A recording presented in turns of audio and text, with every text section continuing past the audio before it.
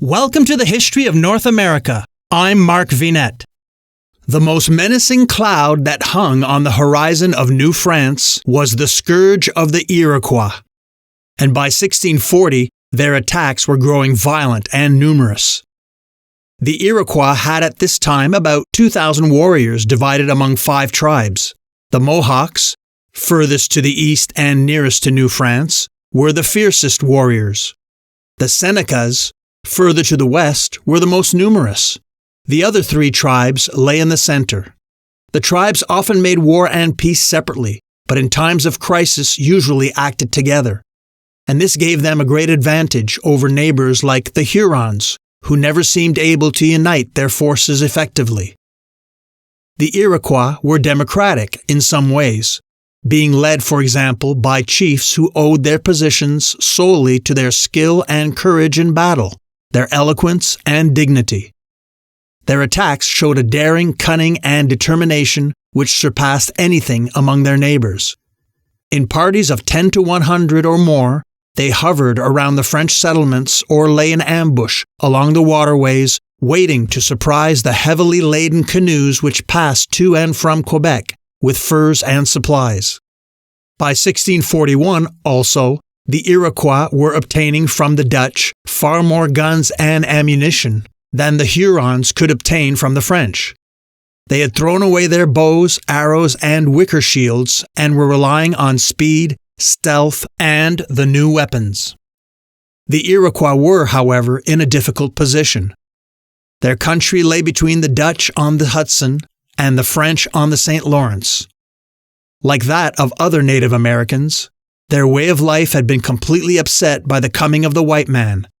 Their existence now depended on getting European weapons, blankets, and metal utensils. Furs they must have, and furs they could only get by subduing their neighbors. At times, they traded with the French as well as the Dutch. But far oftener, they were driven by the urge to attack New France and its indigenous allies. This explains their ferocious persistence. Huronia and even New France must be destroyed. Such an aim seemed by no means impossible. In 1642, New France had less than 400 French inhabitants, with perhaps 300 soldiers in action. There were, after Montreal was established, only 4 centers: Quebec, 3 Rivers, Montreal, and Huronia, and they were little more than missions or trading posts. Separated by hundreds of miles of wilderness, they lay along the great river like beads on a silver thread. Even with the help of native allies, the long line could not be constantly guarded everywhere, and the colony was unable to deal the Iroquois a stunning blow in their own country. Montreal stood directly in the Iroquois path. For years, scarcely a month passed without the warning sound of the alarm bell. In 1642, 12 Huron canoes coming through the islands in the St. Lawrence were ambushed without warning. Many of the party were killed, and a Jesuit missionary was tortured and carried off captive, and the Amerindian allies of the French feared to bring their furs to Quebec and began to retreat into the safety of the forest. Peace did come at times. Jesuits succeeded in persuading the Mohawks to make a treaty. A great council was held, presents were exchanged, and long speeches were made with all the eloquence and grand gestures which the natives loved on these occasions. But it was soon clear that the peace was only a truce. The conflict revived, and with redoubled fury, the Iroquois now set themselves to destroy Huronia. Large war parties swarmed across the St. Lawrence and far up the Ottawa, cutting the route to Quebec. In 1648 came the first great disaster, when the Iroquois attacked Huron villages without warning. The fortified towns were in flames, and the Iroquois left for home with nearly 700 prisoners, many of whom they killed. In the next year, the ruin was completed. 2 more palisaded towns were suddenly attacked. They too were reduced to ashes with a frightful massacre, and the Jesuit missionaries, today known as the Canadian Martyrs, were tortured to death.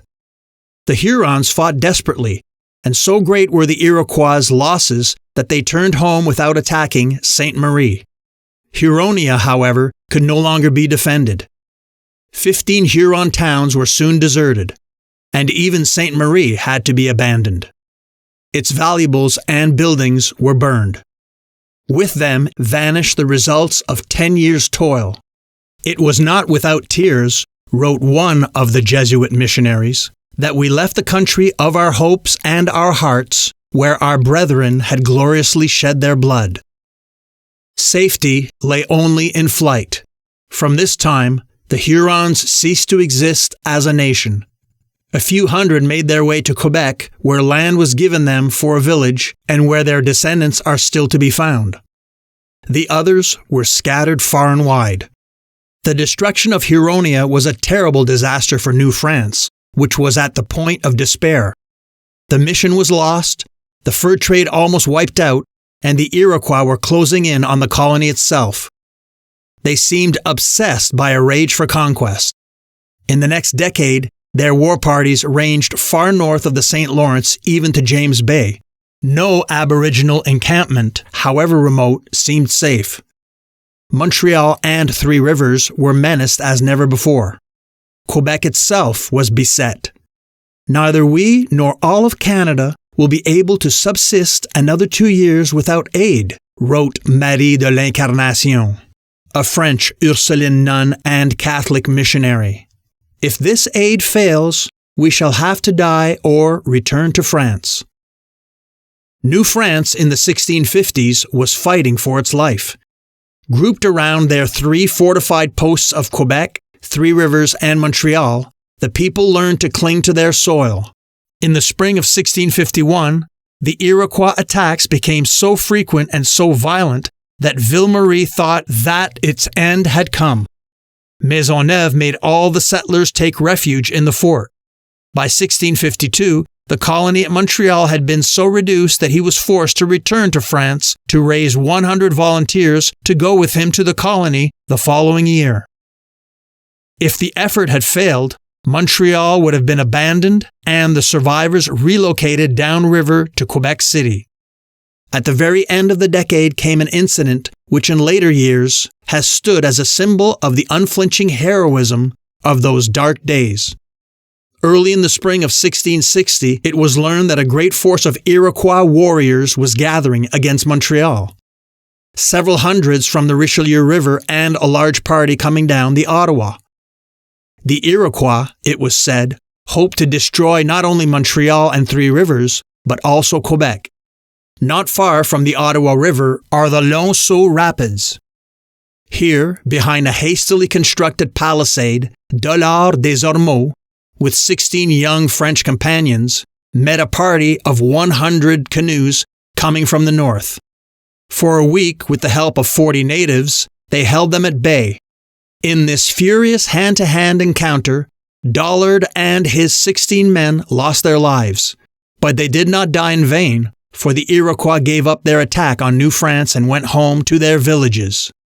Darkness, some said, was deepest just before daybreak. Dollard's sacrifice seemed to have been almost a prophecy, for it came at one of New France's darkest moments, just when a new day was about to dawn. Nevertheless, short-term, French settlements on the St. Lawrence were cut off from the first supplies of the interior, and New France faced extinction. Recently, historical controversy has arisen over Dollard. Was he a hero by choice or by accident? Did he go out to meet the Iroquois and save the colony, or was he ambushed while trapping and fur trading? France now realized the seriousness of the situation. It was evident that the rule of the monopolists had failed. The flow of furs dwindled to a trickle. New France was only sparsely settled, and the colony lived in constant fear of attack. Only bold and energetic measures on the part of the French crown could save the colony. I'm Mark Vinette, and I hope you're enjoying the ride.